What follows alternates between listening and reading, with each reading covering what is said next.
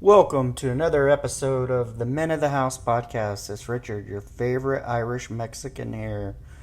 And so today, we're just going to do a little road riff. I actually have a microphone that plugs directly into my phone, so I'm coming at you from the road. Some Uber tales. I'm actually on break, waiting to go attend a meeting, some sort of parent thing to discuss expectations regarding a play that my daughter just got into, so I'm awaiting that. But time for some road riff. Basically, today has been quite an interesting day. Had a couple of orders get canceled because GPS gave me the wrong location, or it was telling me that I needed to be somewhere else, but I was at the actual location waiting on the order, and they said due to my inactivity it had been reassigned, but at least they did give me a flat fee for showing up. And then another one was like a pharmacy delivery from Walgreens, and whoever's card didn't go through, so after sitting there for 20-30 minutes while the pharmacy was closed between 1:30 and 2, their card didn't go through, so pharmacy had to cancel the order and I missed out. And I think I got a little flat fee for that one, but nowhere near the $35 for the delivery I was supposed to get. So slightly disappointing, but hey, it is what it is. But besides that, I know it's been a while. It's been a couple of weeks since I put out an episode. It's just been crazy.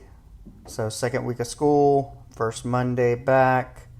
I ended up having to stay home and take care of my daughter as she was sick. You know, it's that first week of school, everybody's coming back, there's germs everywhere. She went to a birthday party the following Sunday, and what do you know? Tonsils swollen to a 3 plus. A 4 is where they're touching, so it was pretty close. So that kept her out for a couple of days.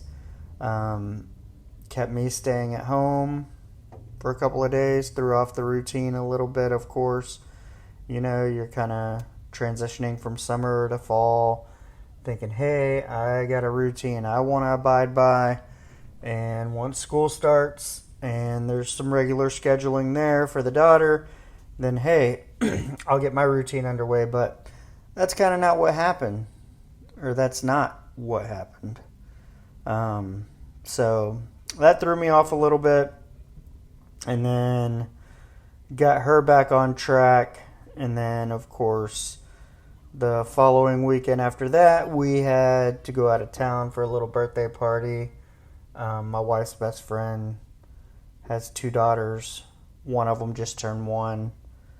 The other one is not much older, maybe a year and change older than her. So we went out of town for that. Huge party, spent time with the kids, did some shopping, etc., etc. But also at some point, I would like to have her best friend on the podcast.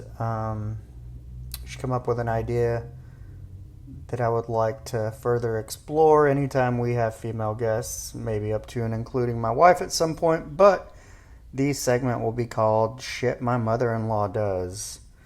So I'm sure there's a lot of women who could chime in on that one. But, you know, it's kind of one of those things. Like I said, I'm Irish Mexican. I believe she's Cambodian. And you'll find a lot in different ethnicities. Usually Latinos, Asians, sometimes African Americans. You'll find multi-generational households. It's just kind of the way it is. Everybody chips in to kind of raise the kids. It's also part of you have your parents living with you, or you're staying with the parents. I know they sold their house and they're staying with the mother-in-law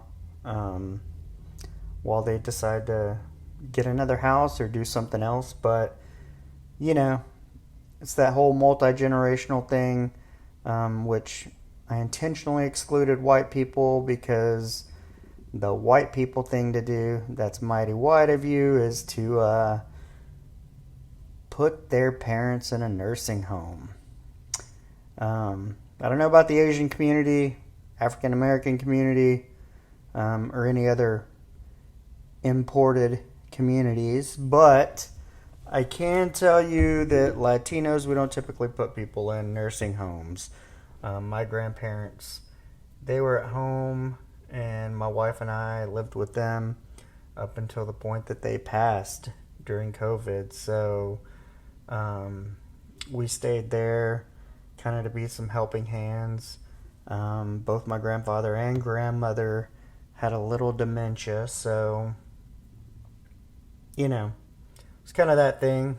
Had other problems as well. And once you're in your 80s, you can't really clean like you used to. You can't lift like you used to. But anyway, that's all besides the point.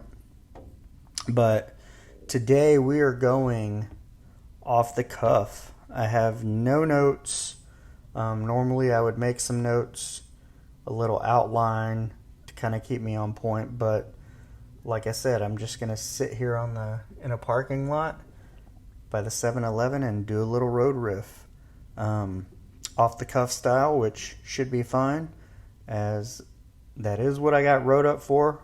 My only write-up ever for being off the cuff, making off the cuff remarks.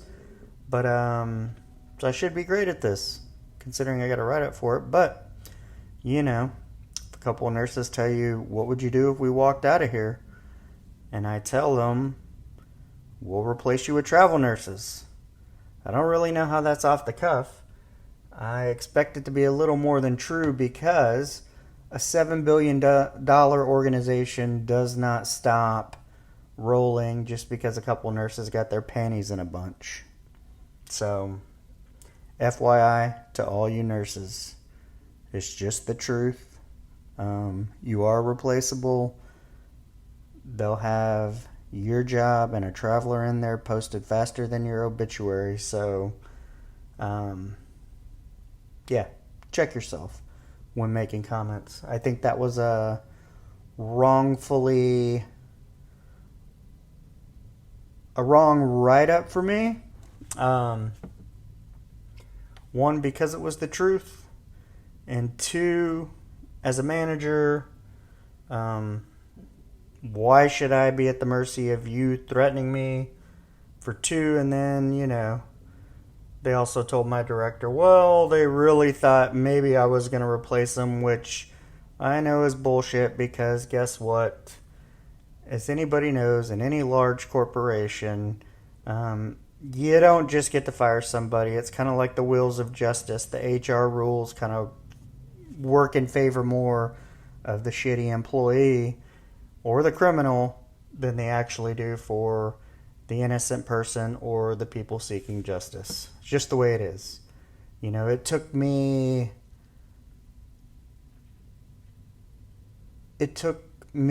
writing up one person for being late 55 times to get rid of her.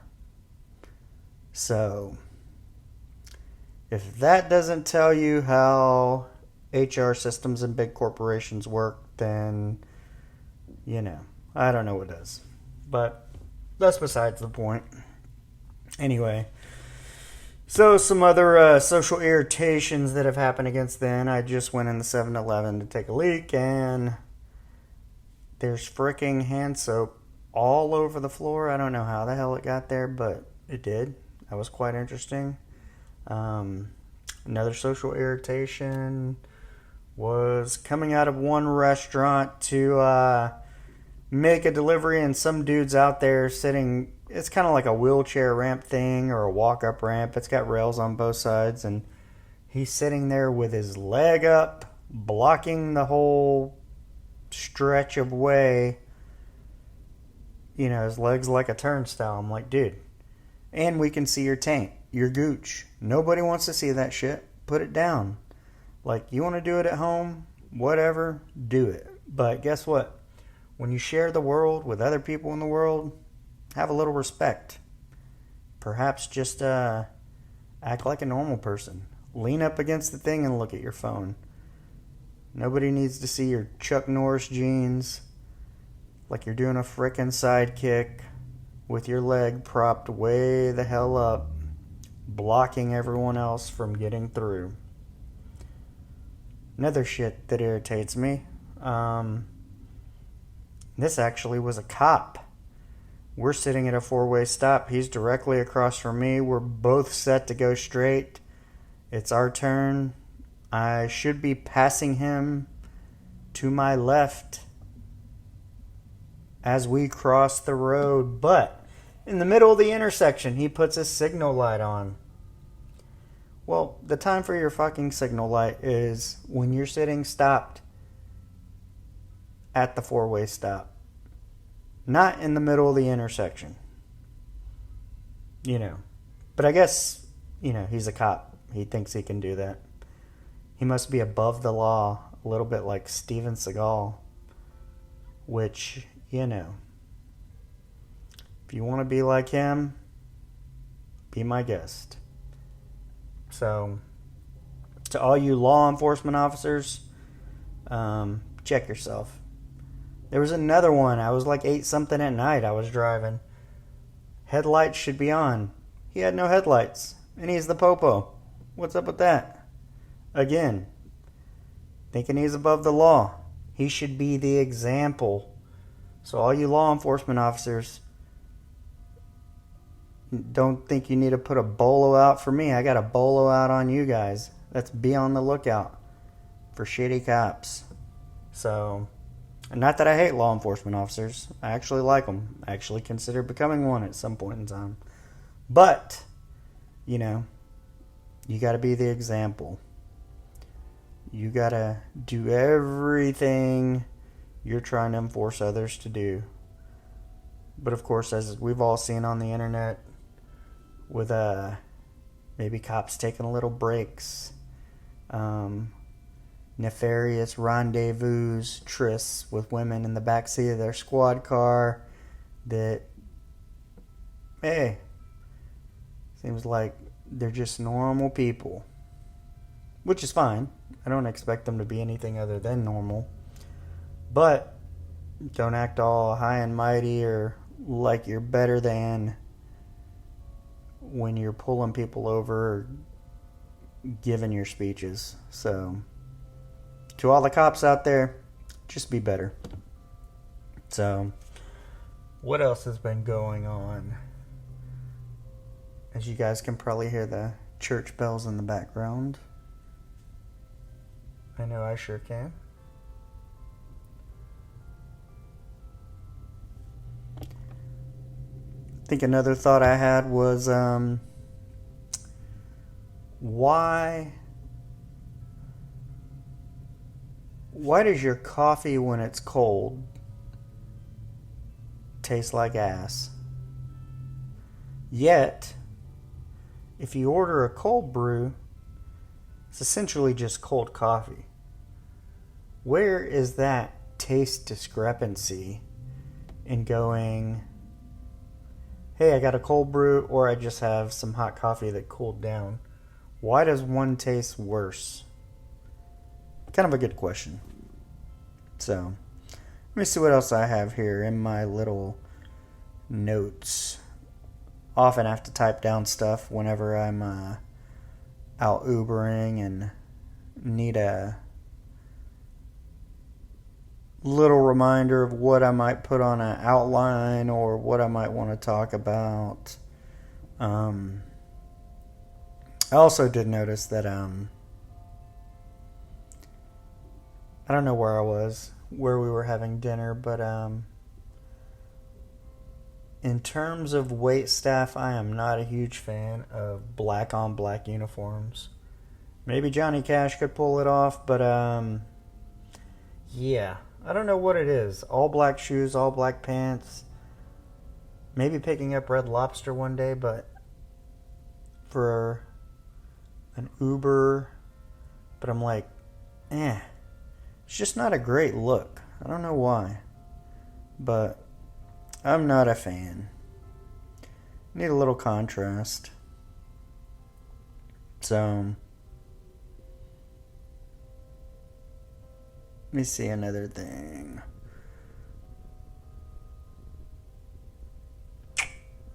Oh yeah. Also, I know it's September, but I was already delivering pumpkin lattes in August. What on earth? Why? Why are we serving pumpkin in August? I thought it was usually like October before pumpkin spice and everything came out, but yeah. Very interesting. Why have all the seasons kind of started blending together? I think maybe the economy is one little part of it, and they just kind of push everything out sooner to maybe try to get people excited about something, maybe get people out there spending money. I don't know, but I don't ever remember seeing pumpkin in August before. So, kind of weird. Oh, yeah. Also, as it relates to jobs, I did apply at the post office and I had to take some sort of test. And basically, according to the test, I am too stupid to sell stamps. So, which is weird. I had trouble with the test. I don't know why. I have a master's degree. So, clearly, I'm capable of difficult things, but the U.S. Post Office test proved to be too much. And I don't know if it's more like because it's like a, you're looking at numbers and looking at different things to maybe decipher where something should go, how it's sorted, this or that, the other. But, maybe with a master's degree, having managed 2 ambulatory clinics and a bunch of people, I don't know, I think maybe my brain's just more well suited for elaborate problem solving. It's the only thing I can think of, because a person with a master's degree shouldn't be too dumb to sell stamps, but apparently this guy is. So, looks like I'll keep Ubering. Another social irritation. How about people having their money ready at checkout? Their debit card, their money, whatever. You go to a grocery store, you go to a convenience store, and you get there, you're in line, and there's some people digging through their purse, digging through their wallet, trying to take stuff out, like just taking more time than is absolute necessary. Like, you've been going to a counter to check out for ages. What's the one thing that's required? Your damn form of payment. Be it cash, be it a credit card. I mean, come on. Have it out. Have it ready. What do you think's going to happen? You're the 100th customer and they're going to give it to you for free? But don't be jamming up everyone else because you're lazy, you forgot, maybe you're just inconsiderate. I don't know. But that's an irritation of mine. So, please don't be irritating. Also, what do I have here? As winter will be coming up, I haven't seen it in a while, but something made me write this down in my notes, and that was those vests, those little fluffy vests that have no sleeves that some women wear and a lot of dudes wear. I don't get it. I don't know what it is. Like, if you're gonna have a jacket is to stay warm. Why are you wearing a sleeveless jacket? Is it like, oh, I just want to keep my core warm or something like that? But I don't know. I don't get it. I never have. When we used to do these leadership events at the hospital system I worked for, we'd have these leadership events, and you could dress down, you could wear jeans, whatever. But it would be like all the managers, directors, VPs, CEOs, all the people in one location. And it always seemed like the bigwigs had those vests on that I don't understand. I used to always think like, oh, maybe you actually can't even wear one till you're a director or above. So, yeah. But I just don't get them.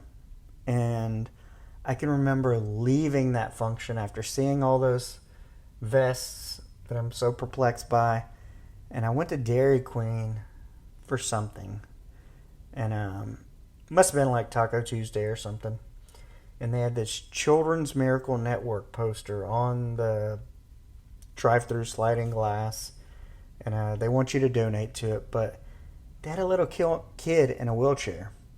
And I'll be damned if that little kid didn't have on one of those vests. You know? Maybe it's so your arms are free. So you can wheel around. And maybe you can't do that with a jacket that's got full sleeves. But, yeah. Perplexing idea. If you want to add your thoughts, add your thoughts. I'll leave a email address at the end. You can add your thoughts on any of this. Shit my mom does. Having your money out, your card out when it's time to pay.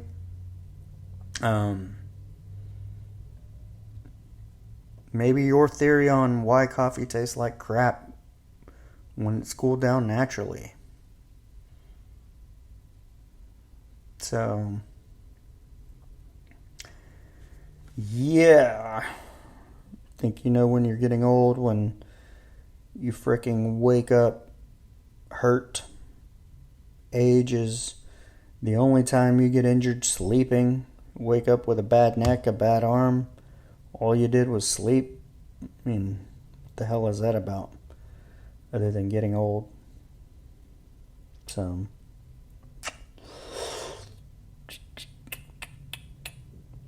let's see. Oh, I got a little note here of haven't been able to donate plasma in a while because they jacked up both my arms in 1 week, blew my veins.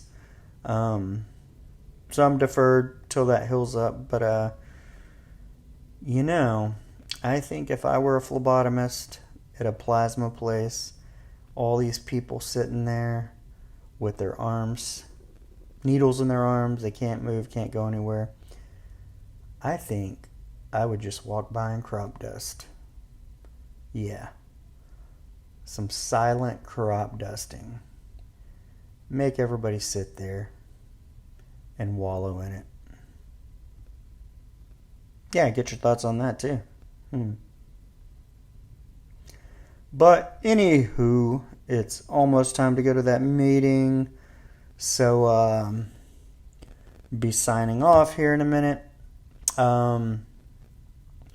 Future podcasts are going to include shit my mother-in-law does, probably a section called What Was I Thinking? Or What the Was I Thinking? Some ideas on that.